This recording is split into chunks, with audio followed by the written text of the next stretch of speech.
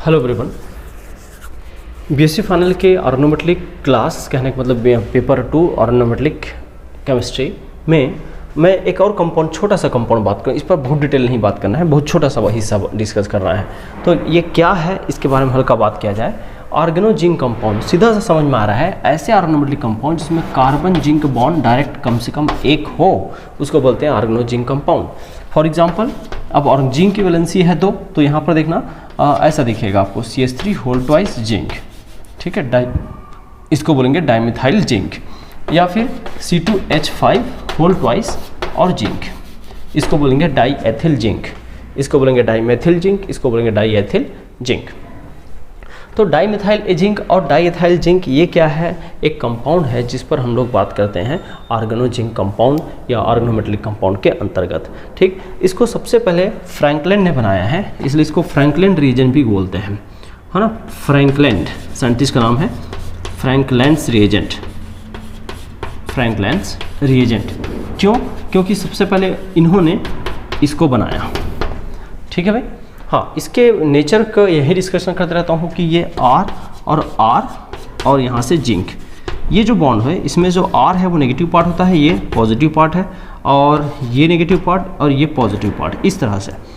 तो R जो हिस्सा है वो नेगेटिव है, इसका मतलब ये भी एक R माइनस का सोर्स है। बट याद रखिए, जो बंध है, बंध का प्रकार है वो ध्रुवीय सहसंयोजक होता है ना, polar covalent bond, polar covalent, पूरी तरह आयनिक नहीं होता, याद रखना।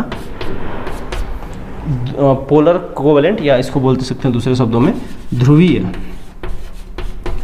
सहसंयोजक।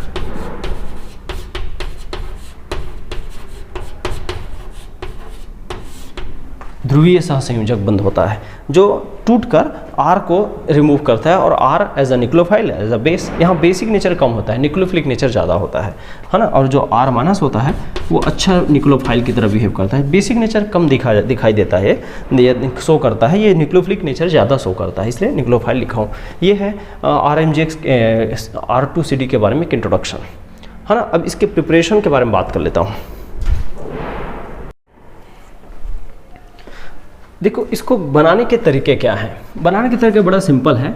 जैसे RX है, हाँ, इसमें सबसे कॉमन जो एग्जांपल लिया जाता है उसको ले लेता हूँ। C2H5 और I, इसको जिंक के साथ रिएक्शन कराए, तो जिंक के साथ रिएक्शन कराने पर पहले ये क्या बनाता है, C2H5 और जिंक और आयोडीन, इसको बोलते हैं जिंक आयोडीन, तो इसको बोलते हैं ऑर्गेनो जिंक हैलाइड। क्या नाम देते हैं इसको? Organo zinc iodide, organo zinc iodide, ये इसका नाम है। लेकिन जब इसको फिर से हम लोग CO2 के प्रेजेंस में डिस्टिल्ड करते हैं या और गर्म करते हैं, तो ये क्या कर देता है, CO2 के एनवायरनमेंट में गर्म करने पर, क्योंकि ये 2 मोल, इसका जो 2 मोल है, इसका 2 मोल रिएक्ट करता है और C2H5 होल ट्वाइस और जिंक बनाता है, ठीक है, और प्लस जिंक 2 आयोडीन के साथ बाहर हो जाता है। तो ये इसका मुख्य प्रोडक्ट है।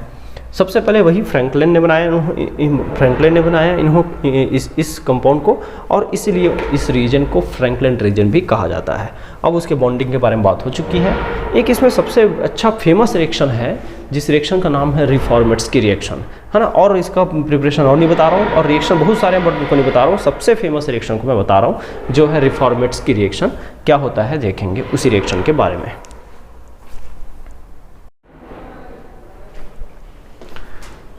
रिफॉर्मेट्स की रिएक्शन क्या है उसको देखें कि एल्डिहाइड एसिटल्डिहाइड को यहाँ अल्फा हेलो एस्टर और जिंक की उपस्थिति में रिएक्शन कराते हैं, और साथ साथ आखिरी स्टेप में हाइड्रोलिसिस करा देते हैं। तो हमको बनता क्या है, बीटा हाइड्रोक्सी एस्टर कंपाउंड बनता है।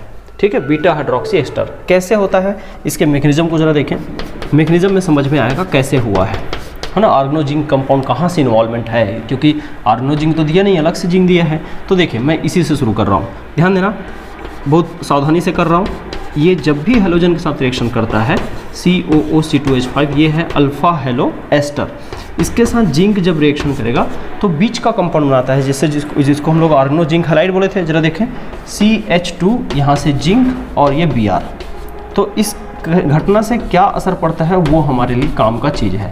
कैसे असर पड़ता है भाई, यहाँ पर देखो, ये माइनस है और ये क्या है, प्लस है। लेकिन अभी फिलहाल ये पूरा हिस्सा एक प्लस हो गया और ये क्या हो गया, माइनस हो गया। अब क्या करूं, इस माइनस हिस्से होने के कारण ये न्यूक्लियोफिलिक कैरेक्टर ले लिया। पहले ये पॉजिटिव था, लेकिन जैसे जिंक बीच में आया ये हिस्सा नेगेटिव हो गया, इसका मतलब न्यूक्लियोफिलिक हो गया। अब ये एल्डिहाइड के कार्बन से रिएक्शन आराम से कर लेता है। ये एल्डिहाइड का कारण मान लो इधर दिखा देता हूँ, ये लीजिए ये वाला एल्डिहाइड, और इसके माइनस पार्ट से यहाँ रिएक्शन करके इसको इधर भेजता है।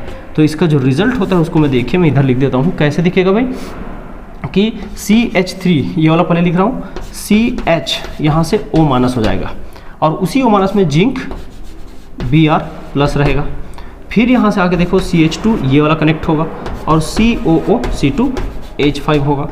फिर वाटर से इसको आखिर में पास करते हैं या हाइड्रोलाइज कर देते हैं, जिससे हमको मिलता है CH3, CH यहाँ से OH हो जाता है और CH2 और इधर COO C2H5। ये देखें बीटा पोजीशन पर हाइड्रोक्सी और बीटा हाइड्रोक्सी एस्टर इसको बोल सकते हैं। दिस इज़ द रिफॉर्मेट्स की रिएक्शन। तो रिफॉर्मेट्स की रिएक्शन में कुछ नहीं है कि इस एजेंट से हमको एक न्यूक्लियोफिलिक कैरेक्टर वाला कार्बन मिल जाता है, जहाँ पर ब्रोमीन है वहाँ पर, और फिर उसी न्यूक्लियोफिलिक कैरेक्टर वाले कार्बन से हम एल्डिहाइड पर अटैक कराते हैं, अल्कोहल बनाते हैं और अल्कोहल का फाइनल स्टेप जो हाइड्रोलिसिस होता है वो कराते हैं।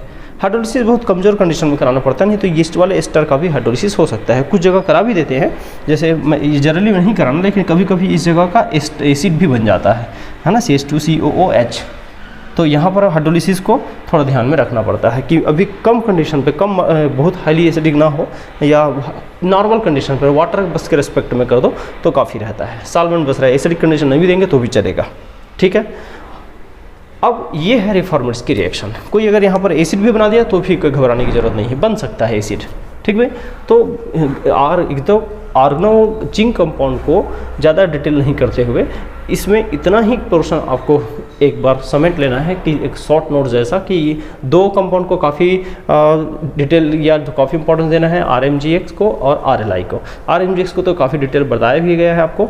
अब ये जो पार्ट है उसमें आप केवल इंट्रोडक्शन, नाम, प्रिपरेशन और रिफॉर्मेट्स की रिएक्शन है याद रखें। ये रिएक्शन नाम से पूछा जा सकता है, हिंदी वाले भी इंग्लिश वाले भी, रिफॉर्मेट्स की रिएक्शन, ठीक।